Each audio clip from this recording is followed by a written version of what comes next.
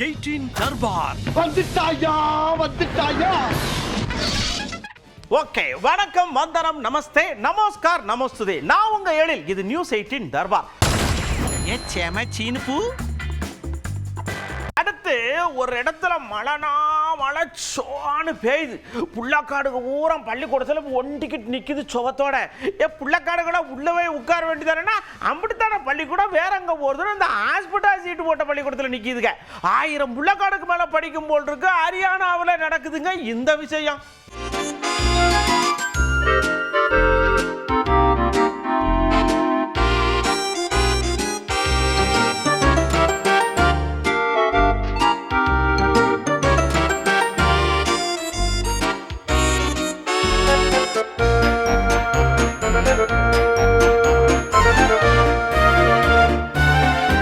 எனக்கு இன்னைக்கு காபி குடிக்கணும் போல இருக்குன்னு ஒருத்தர் சொல்லியிருக்காரு. இன்னொரு எனக்கு சாப்பிடணும் போல இருக்குன்னு இருக்காரு. ஆனா 5 ஸ்டார் ஹோட்டல்ல தான் சாப்பிடணும். எப்படி போறது அப்படின்னு யோசிச்சிருக்காங்க ராஜஸ்தான்ல. ஒருத்தர் இதுக்கு நேரமா பார்த்து ஹோட்டல்ல உட்காந்து லலலா லலலா லலலான்னு மகுடி வச்சிருக்காரு. இவங்க ஆசைப்பட்டது ஊரம் சாப்பிடலாம் நேரம் உள்ள இருக்காங்க. யார் தெரியுமா? ஒரு 20 நல்ல பாம்பு மட்டும்தான் சர்ன்னு உள்ள போயிருக்காங்க. எல்லாம் மிரண்டு பிற போன் பண்ண உடனே பிடிச்சு கொண்டே காட்டுல விட்டு நீங்க இங்கே சாப்பிட்டுக்கோங்கன்னு சொல்லியிருக்காங்க. ஆமா,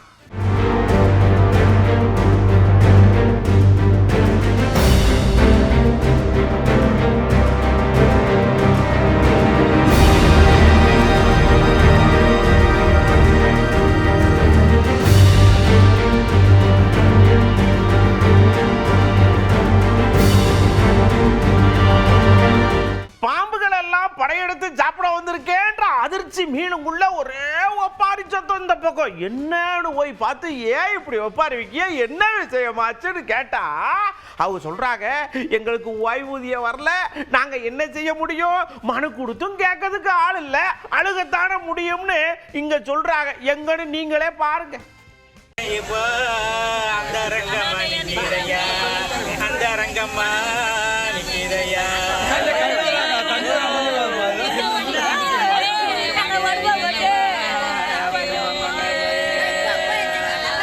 நீங்க என்ன பண்ண போறீங்களோ?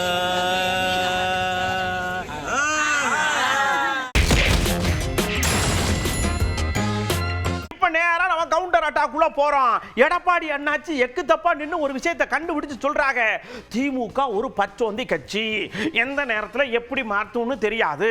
ஆனா இந்த ஸ்டாலின் அரசு, ஸ்டாலின் மாடல் அரசு, திராவிட மாடல் அரசுன்னு சொல்றாங்கல்ல, இது பூரா பொய், அப்படி ஒண்ணுமே கிடையாதுன்னு கண்டுபிடிச்சிருக்காருயா.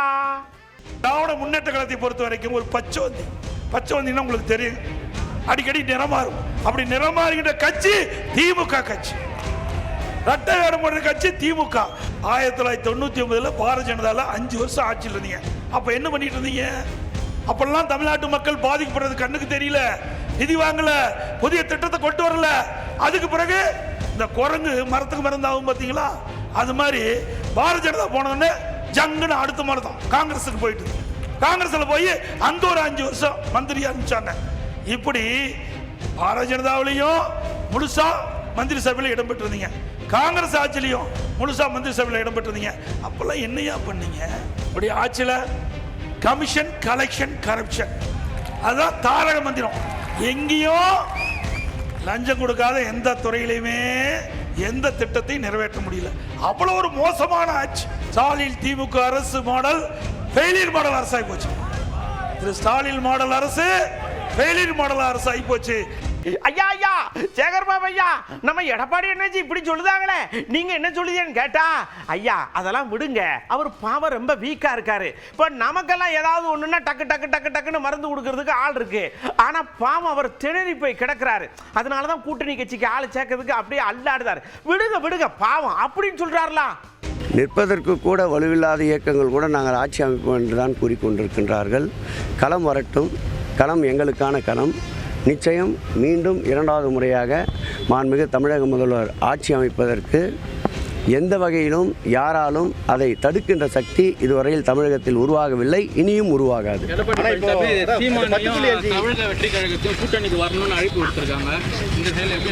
அதிலிருந்தே என்ன தெரிகிறது என்றால், இன்னும் அவர் தலைமையிலே கூட்டணியே அமையவில்லை. அவர் பலவீனப்பட்டு போயிருப்பதை இப்படி அறைகூவலிட்டு அனைவரையும் கூவி கூவி அழைப்பதிலிருந்தே அவர் பலவீனமாக உள்ளது தெரிய வருகிறது. திமுகவின் ஊழல் காரணமாக பாஜகவை அவங்களே வளர்க்குறாங்க. ஆதவ அர்ஜுனா ரொம்ப கஷ்டப்பட்டு கலப்பு பூச்சி ஏறு உழுது விவசாயம் பார்த்து சம்பாதிச்சவர். ஓகே, இப்படி ரெண்டு பேரும் பேசின உடனே ஆகா எடப்பாடி ஐயாவுக்கு கொஞ்சம் வீக்கா இருக்குதுன்னு சொல்லி சரட்டுன்னு வந்து ஒருத்தர் வந்து அணக்கடிச்சு நின்னார் பாருங்க நம்ம அண்ணாமலை நினைச்சு. இங்க பாருங்க, day by day inch by இன்ச்சா திமுக உடைய இது வீக்னஸ் ஆகிட்டே வருது. 2024 ஆட்சியை பிடிக்கிறோம், எடப்பாடி ஐயாவை பக்கத்தில் வச்சுட்டு சங்குடி ஏறி ஆட்சியில் உட்காடுறோம் அப்படின்னு சொன்னாரு. என்ன நடக்க போகுதுன்னு தெரியல போங்க. அண்ணே, தேர்தல்லாம் சரியா தாங்கனே போயிட்டு இருக்கு. திராவிட முன்னேற்ற கழகம் அகற்றப்பட வேண்டும் என்பதுல எல்லோரும் தெள்ள தெளிவா இருக்கின்றோம். அதில் எந்த மாற்று கருத்தும் இல்லை. இன்னைக்கு பாருங்க, திமுக வந்து ஒரு நாளுமே கீழே தான் போக ஆரம்பிச்சிருக்கிறாங்க. அவங்களுடைய கூட்டணி கூட உடைய ஆரம்பிப்பதற்கான அறிகுறிகள் நமக்கு தென்பட ஆரம்பித்திருக்கிறது. ஆனால் நண்பர்கள் பொறுத்திருந்து பாருங்க, 8 மாதம் இருக்கு. திமுக 2026 தேர்தலில் அவங்களுடைய தேர்தல் வரலாற்றில் ஒரு மோசமான தேர்தலாக திமுகவுக்கு இருக்கும். காரணம் களத்துல தெள்ள தெளிவா தெரியுது. பெண்களுடைய பாதுகாப்பா இருக்கட்டும், தமிழ்நாட்டினுடைய வளர்ச்சியா இருக்கட்டும், எல்லாத்திலையும் கோட்டை. அப்படியே நம்ம சீமா அண்ணாச்சிட்ட போய் ஐயா ஐயா இந்த மாதிரி எடப்பாடி ஐயா உங்களை எல்லாம் கூப்பிடுறாங்களே, நீங்க என்ன நினைக்கிய அப்படின்னு கேட்டா அண்ணன் சொல்றாங்க, இவங்க வருவாங்களாம் கூப்பிடுவாங்களாம், நாங்க போய் அப்படியே சக்கு சக்குன்னு ஓட்ட போட்டு பல்லக்கு தூக்கி ஒரு சிஎம் சீட்ல உட்கார வைப்போமா, அதுக்கா நாங்க இருக்கோம், நாம் தமிழர், நாங்க மட்டுமே தனியா தனி போங்க அப்படின்ட்டாரு. ஏன் அவ்வளோ அவசரப்பட்டு உறுதிப்படுத்தீங்க? என்னடா இருக்கு? அதான் ஐயா சொல்றாருல, இன்னும் 8 மாதம் இருக்குன்ட்டு. இன்னும் 8 மாதங்கள் இருக்கு. அடுத்த கட்சியின் நிலைப்பாட்டை நான் பேச முடியாது. எங்கள் நிலைப்பாட்டை வந்து என்னமோ இன்னைக்கு தான் நான் கட்சி ஆரம்பித்து பேசுகிற மாதிரி சொல்லுங்க. 14 ஆண்டுகளாக சொல்லிக்கிட்டே வரேன், 15 ஆண்டுகளாக ஏற்கனவே சொல்லிட்டேன். கொஞ்சம் பொறுங்க. எனக்காக நீங்கள் சிந்திக்காதியா? எனக்கு சிந்திச்சு அறிவு காது வழியே வலியுது.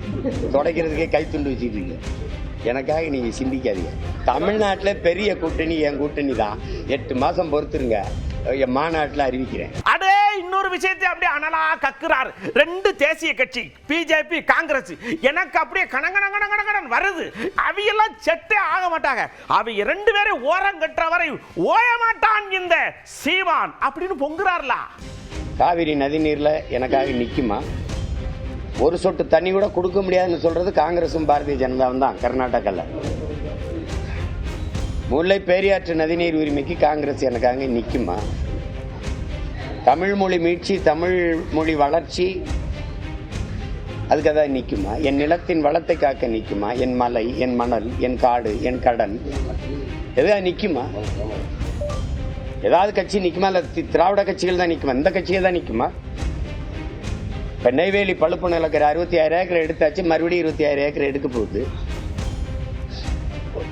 ஒரு நல்வாய்ப்போ கெடுவாய்ப்போ இந்திய நிலப்பரப்புல 81 விழுக்காடு நிலக்கரி என் தாய் நிலத்தில் தான் இருக்கு. அவன் என்னை குறி வச்சு இங்கிருந்து போய் மன்னார்குடி வரை தோண்டி போவான். உங்களுக்கு புரியுதுன்னு நினைக்கிறேன். போரின் பேரழிவுக்கு பிறகு கூட மக்களை அந்த இடத்துல மறுகுடியேற்றம் செஞ்சிட முடியும். ஆனால் நிலக்கரி எடுத்த இடத்துல, அணு உலை வெடிச்ச இடத்துல, மீத்தேன் ஈத்தேன் எடுத்த இடத்துல மறுபடியும் என் மக்களை குடியேற்ற முடியும். அப்ப இருக்கிற கொஞ்சோண்டு நிலப்பரப்பு வாழ்விடத்தை இழந்து சொந்த நாட்டிலே நாங்கள் அகதிகளாக்கப்படுவோம், நிலமற்ற அடிமைகளாக ஆக்கப்படுவோம். அதை பற்றி இந்திய கட்சிகளுக்கு கவலை இருக்கா? இல்லை திராவிட கட்சிகள் தான் போராடுமா? அப்படியே நேரா தாவேக்கால இருக்கிற கொள்கை பிறப்பு செயலாளர்கிட்ட போறோம். ஐயா ஐயா, நம்ம எடப்பாடி ஐயா உங்க கட்சியே வாங்க, கூட்டணிக்கு வாங்க, விசை வாங்கன்னு கூப்பிடுதாரலா அப்படின்னு முடிக்கலங்க. இந்த பாருங்க, நாங்க தான் ஏற்கனவே சொல்லிட்டோம்ல, யாரோட எங்க கூட்டணி கிடையாது, அது இவரோட கூட்டணி கிடையாது. நாங்க எங்க விஜயத்தான முதலமைச்சரா இது பண்ணிட்டு இருக்கோம், எங்க தலைவர் ஆக்காம இவரை ஆக்குறதுக்கா நாங்க இருக்கோம் அப்படின்னு அவரோட்டுக்கு எகத்தாளமா பேசுறாருங்க. தமிழக வெற்றி கழகத்தை பொறுத்தவரையில் எங்கள் செயற்குழுவில் தீர்க்கமான முடிவு எடுக்கப்பட்டு விட்டது. எங்கள் வெற்றி தலைவர் தான் முதலமைச்சர் வேட்பாளர். அதனால் எடப்பாடி அவர்கள் இந்த மாதிரி சொல்வதற்கு ஒரே காரணம் தான் இருக்க முடியும். அது என்னவென்றால், அதிமுக பாஜக கூட்டணி மக்களிடம் எடுபடாது, மக்கள் புறக்கணிப்பார்கள் என்பதை நன்றாக உணர்ந்த எடப்பாடி அவர்கள் அதனால்தான் இந்த மாதிரி ஒரு பேட்டியெல்லாம் கொடுத்து கொண்டிருக்கிறார். இதுக்கு இன்னொரு காரணம் என்னென்னா, இந்த மாதிரி சொல்லி அவங்க தொண்டர்களையும் மக்களையும் ஏமாற்றி அவர் தலைமைக்கே ஒரு கேள்விக்குறியாக இருக்கும் சூழ்நிலையில் இந்த மாதிரி சொல்லி மக்களையும் தொண்டர்களையும் அவர் ஏமாற்றி கொண்டிருக்கிறார். அப்படியே மதுரையில இருந்து ஒரு குரல் ஷார்ப்பா வருது நம்ம ஆர்பி உதயகுமார் ஐயாட்ட இருந்து. அதாவதுங்க, ஐயா நாங்க காலையில கட்டி வச்சிருந்த ஆட்டை காணுமியா, ஐயா இங்க கட்டி வச்சிருந்த மாட்டை காணுமியா அப்படின்னு நாம புலம்புறத கேள்விப்பட்டிருப்போம். ஆனா பாருங்க இப்ப ஐயா கிட்னியை காணுமியான்னு எல்லாரும் புலம்புறாங்க. கண்கட்ட பிறகு சூரிய நமஸ்காரம் போய் சிக்கன் ஓட்டிக்கிட்டு இருக்காங்க. இது வேலைக்காவது, இவங்களை உடனே தூக்கி எறியணும் அப்படின்னு வீர ஆவேசமா பேசுறாரு மதுரையில இருந்து. இந்தியெல்லாம் வீட்டிலே ஊரிலே ஆட்டை காணோம், மாட்டை காணோம், அண்டாவை காணோம், குண்டாவை காணோம் என்று தேடிய நிலை மாறி இப்போது மனிதனுடைய கிட்னியை காணோம் என்று இந்த அவல ஆட்சியிலே மக்கள், ஏழை எளிய மக்களுடைய வறுமையை போக்க வேண்டிய அரசு இன்றைக்கு இந்த வறுமையை பயன்படுத்தி மக்களுடைய உடல் உறுப்பே திருடுகிற ஒரு நிலைமை, அவல நிலையை பார்க்கிற போது இது வேதனையின் உச்சமாக இருக்கிறது. ஆகவே வாக்கு வங்கியை உயர்த்த வேண்டும் திமுக கட்சிக்கு, உறுப்பினருடைய எண்ணிக்கையை உயர்த்த வேண்டும் திமுக கட்சிக்கு என்று நீங்கள் எடுக்கிற முயற்சியிலே மக்களுக்கு சேவை செய்ய வேண்டும் என்று கொஞ்சம் முயற்சி எடுத்திருந்தால் அது சாத்தியமாகியிருக்கும். ஆகவே இது காலம் கடந்த முடிவு. கண்கட்ட பிறகு சூரிய நமஸ்காரம். இன்னொரு அக்கா புதுசா வந்து பொங்குறாங்க. அவங்க யார் தெரியுமா? பாமகவுடைய பொருளாளர் திலகவதி அக்கா. அந்த அக்கா எப்படி பொங்குறாங்கன்னா, எனக்கு போலீஸ் மேல நம்பிக்கையே இல்லை, பச்சை புள்ளையே ஒருத்த மணி புட்டா 12 நாள் ஆகி போச்சு, சிசிடிவி காட்சி இருக்கு, அதை வச்சு சடக்குன்னு பிடிப்பீங்கன்னு பார்த்தா பிடிக்க மாட்டேங்காங்க, நம்பிக்கை இல்லைன்னு அக்கா பொங்குனாங்களே பொங்கு. இடையில புள்ளி தெரியாதனால கைதியை பிடிக்க முடியும். இதை சொல்றதுக்கு எதுக்கு அவங்க உட்காந்துக்கிறாங்க? இதை சொல்லுங்க, நாம தாங்க சொல்லலாம். நீங்க அவங்க எங்க இருக்கிறாங்கன்னு அட்ரஸோ ஏதோ இருந்தா தெரிஞ்சு நாங்க புடிச்சிருவோம். அது தெரிஞ்சா உங்ககிட்ட ஏங்க வந்து கேக்குறோம்? பெத்த தாய் தான் போன இன்னைக்கு புடிச்சு கொண்டு வந்து உங்ககிட்ட ஒப்படைச்சிட்டு ஒப்படைக்க மாட்டாங்க. நடந்திருக்கிற கொடுமையை பார்த்தா ஒதுக்குது. அந்த பிள்ளை தகப்பகிட்ட நிக்கிறதுக்கு கூசுது. அப்ப மனசளவுல எவ்வளவு பாதிப்பு நடக்கிற அளவுக்கு அங்க வன்கொடுமை நடந்துருக்கு. இன்னைக்கு 12 நாள் ஆச்சு. இப்ப வந்து எனக்கு இங்க ஒரு புள்ளி அதை இணைக்கிற புள்ளி கிடைக்கலன்னு சொல்றாங்கடா. அப்ப நம்பிக்கை போச்சு தரேன். ஆமாங்க, எங்களுக்கு காவல்துறை மேல நம்பிக்கை போயிடுச்சு. இங்க அப்படியே சைனாவில் நெருப்பு திருவிழான்னு ஒரு திருவிழாவை கொண்டாடுறாங்க. நம்ம ஊர்ல கார்த்திகை மாதத்தில் சொக்கப்படையை வச்சுக்கிட்டு அப்படியே பட்டாசை போட்டு வெளிவிடுன்னு விழுப்போம்ல, அந்த மாதிரி அந்த நெருப்பு திருவிழாவை கொண்டாடுறாங்க. பாருங்க, பாரம்பரிய நடனம் பாட்டு கீட்டுன்னு அமர்களை படுத்துறாங்க. எனக்கு பாட்டுன்னு இப்படி எல்லாமா பாடுவாங்க அப்படின்னு கேட்குற மாதிரி இருக்கு.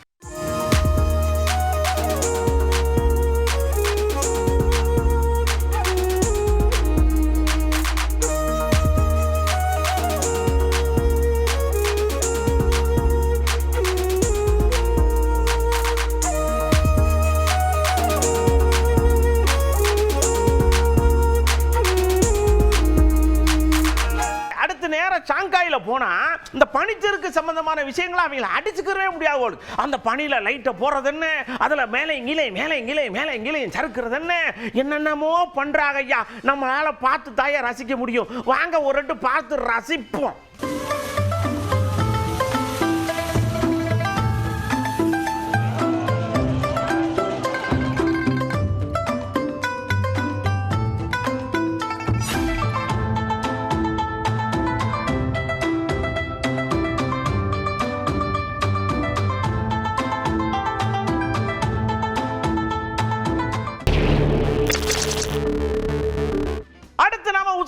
போறோம். வண்டி ஓட்டும் போது பார்த்து ஓட்டுங்கயான்னு கரடியா கத்துனாலும் உங்க கரடி பாசை எங்களுக்கு புரியாது மிஸ்டர்னு உத்தரகாண்ட்ல இருந்து பேசுறாங்க. என்னன்னா, ஒரு ட்ரக்கு போயிருக்கு, ஒரு 100 அடிக்கு முன்னாடி வண்டியை நிப்பாட்டிருக்கா. அப்படி இந்த பின்னாடி வர்ற வண்டி முன்னாடி என்ன இருக்குன்னு பார்த்து ஓட்டணும்னா சர்ன்னு போய் சரக்குன்னு விட்டு அவ்வளவுதான் முடிஞ்சு போச்சு. எவ்வளவு சொன்னாலும் கேட்க மாட்டேங்க ஐயா. பெடல் இருக்கு, இந்த கிளட்ச் இருக்கு, பிரேக்குன்னு ஒன்று இருக்குல்ல, அதை அமுக்குங்க ஐயா.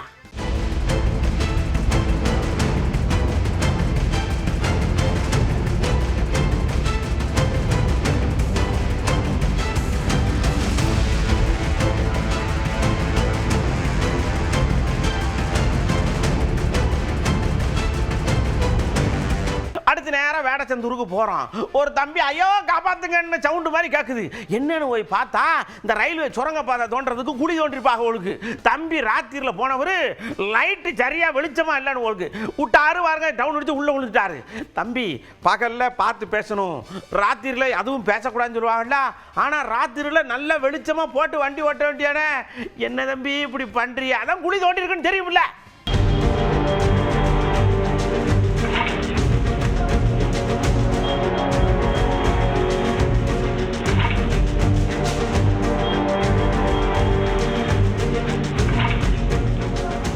ஒரு விளையாட்டு அப்படின்னா அதில் கண்ணு கருத்து எல்லாமே இருக்கணும், கவனம் பேசவே கூடாது. இப்போ ஊட்டியில் வரங்க ஒரு கழுமுறை ஏறுதல் அந்த போட்டி வச்சுருக்காங்க. தவக்கா மாதிரி விந்துக்கு ஏறிட்டா மேலே போய் என்னத்தையே பார்த்துருப்பா, அப்படி ஓட்டுருக்கு புடிய விட்டாது. அங்கிருந்து பொத்துன்னு தர்பூசணி விழுந்த மாதிரி விழுந்து அடி விட்டு போச்சு, தூக்கி ஆஸ்பத்திரி வச்சிருக்காங்க. விளையாடுகிற பொழுது தயவு செஞ்சு கவனம் விளையாட்டில் மட்டும்தான் இருக்கணும்.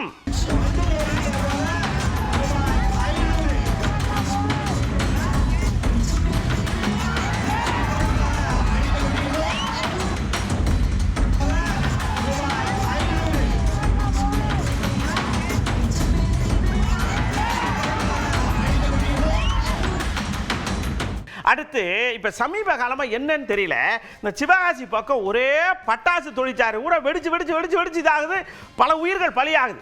அதிகாரிகள் பூரா எவ்வளவு சொன்னாலும் ஏன் கேட்க மாட்டேங்கன்னு மண்டையில் அடிச்சுக்கிறதா. இப்போ கூட பாருங்க சிவகாசி பக்கத்தில் ஒரு பட்டாசு தொழிற்சாலையில் இதாகி 3 பேர் இறந்து போனாங்க. ஆமாம், டெய்லி நியூஸ் பார்க்குறீங்கல்ல, பக்கத்து ஊரில் வெடிக்கிற சத்தமாவது கேட்குதுல்ல, உஷாரா இருங்களா ஐயா. ஐயோ இப்படி அடிக்குது, இன்னொன்று அடிச்சுங்க. ஐயோ கையால நடுங்க நம்மளுக்கு இங்கே.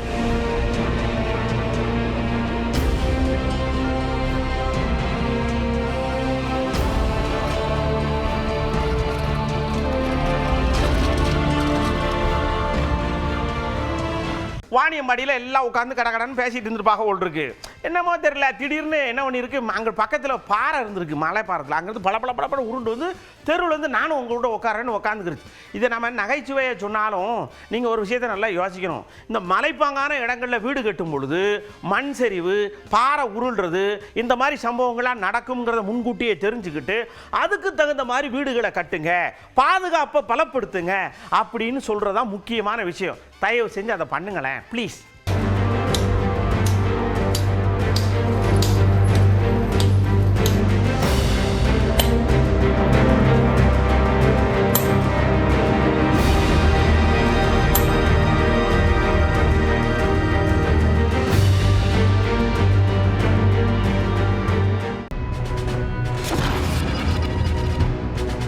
என்னடா பாறை இப்படி விழுந்திருக்கு அப்படின்னு வாயில கை வச்சுட்டு இருந்த மக்களை பார்த்துங்க வாங்க, அது பார்த்துக்குருவாங்க.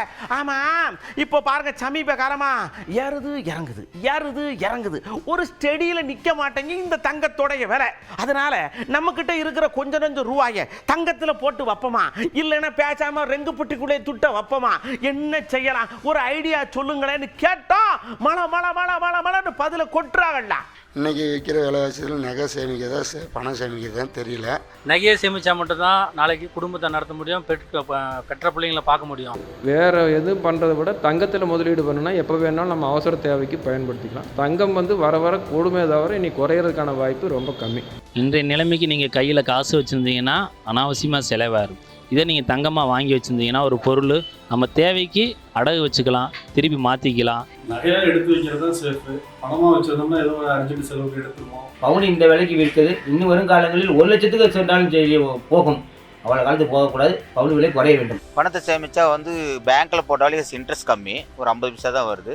மற்ற இது போட்டாலும் பிரச்சனை தான், சீட்டு கட்டினாலும் யாரும் எடுத்துன்னு போயிடறாங்க செய்யாங்க. இது பண்ணால் ஒன்றும் பிரச்சனை இல்லை. தங்க பத்திரம், அதாவது கோல்டு பாண்டு ஆக சேர்த்து வைப்பது தான் நல்லது என்று கருதுகிறேன். இப்போ வேல்யூ ஏறிக்கிட்டே இருக்கும், தொலைஞ்சு போகாது, பேங்கில் இருக்கும். பணமாக சேர்த்து வச்சா சீக்கிரம் செலவு பண்ணிடுவோம், வேணும்னு வச்சிருப்பா, அப்புறம் ஏதாவது ஒரு அவசரத்துக்காக எடுத்து செலவு பண்ணிடுவோம். எங்களை மாதிரி கூலி வேலை பார்க்குற ஆட்கள் வந்து நகை வாங்குறது பெரிய அரிதாக இருக்குது. அதனால நாங்கள் பணமாக தான் சேமித்து ஒரு லேண்டில் ஏதாச்சும் போட்டோம்னா நாளைக்கு அது பின்னாடி நல்ல உதவிகரமாக இருக்குது. நாளைக்கு நகை அதிகமாக போகிற காட்டிலும் லேண்ட் வேல்யூ கூடுச்சுன்னா எங்களுக்கு நல்ல ஒரு வரத்தாக இருக்கும். என்ன கேட்டால் பசங்களுக்காக நம்ம நிலம் வாங்குறது தான் நல்ல திட்டம்னு சொல்லுவேன். அதுதான் வந்து இப்போ ஒரு சென்ட்டு 50 ரூபானா நாளைக்கு வந்து 100 ரூபா ஆகும். தங்கம் வந்து வாங்கினாலும் அது வந்து நம்ம அடுத்தது விற்கக்குள்ள செய்கூலி சேதாரன்ட்டு வந்து நம்மளுக்கு பாதி அமௌண்ட் தான் வரும். அதில் ஒன்றும் பெருசாக நம்மளுக்கு லாபம் வரப்போகிறதில்ல. நிலம் வாங்குறது தான் சிறந்தது. நம்ம தர்பார்ல நீங்க பார்த்த எல்லா விஷயங்களும் உங்களுக்கு கண்டிப்பா பிடிச்சதா? இதே மாதிரி நிறைய விஷயங்களோட அடுத்த தர்பார்ல நான் உங்களை கண்டிப்பா சந்திக்க வருவேன். ஆனா தயவு செஞ்சு சொல்றேன், வண்டி ஓட்டும் போது அக்கம் பக்கம் பாருங்க. முன்னாடி போற வண்டிக்கு உங்க வண்டிக்கு இடையில 10 அடி கேப்ப விடுங்க. அப்படியே ஒட்டிக்கிட்டு போகாதீங்க. அப்புறம் நங்குன்னு பிரேக் அடிச்சா டங்குன்னு விடுறது. தயவு செஞ்சு ரூல்ஸை ஃபாலோ பண்ணுங்க. அடுத்த தர்பார்ல உங்களை சந்திக்கிறேன். அதுவரை உங்களிடமிருந்து அன்போடு விடைபெற்றுக் கொள்வது உங்கள் அன்பு நண்பன்களில். வணக்க மக்களே. 18 தர்பார் வந்துட்டாயா.